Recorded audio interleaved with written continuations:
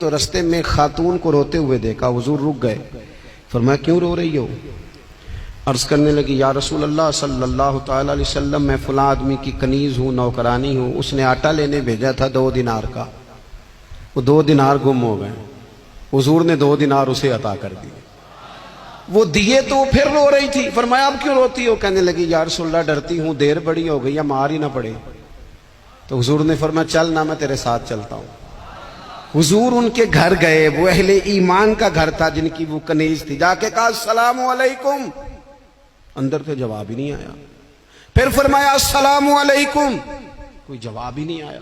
محبوب کا طریقہ مبارکہ تھا 3 دفعہ دستک، پھر واپسی، تیسری دفعہ کہا السلام علیکم تو وہ سارے بول پڑے وعلیکم السلام یا رسول اللہ، حضور ماں باپ قربان۔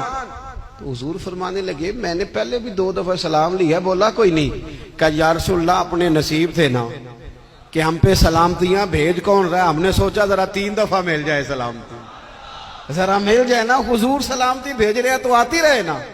تو محبوب کریم علیہ السلام فرمانے لگے یہ تمہاری کنیز وہاں کھڑی رو رہی تھی، اس بیچاری کے 2 دینار گم ہو گئے تھے، اسے دوبارہ سامان لاتے کچھ دیر ہو گئی، اس پر سختی نہ کرنا، مارنا نہ۔ غلام کہنے لگے حضور اس خاتون کے قربان جائیں جو ہمارے کریم رسول کو ہم جیسے غریبوں کے گھر تک لے آئی ہے، مارنا کیا، ہم اسے آزاد کرتے ہیں، یہ آزاد ہے اللہ کی رضا کے لیے۔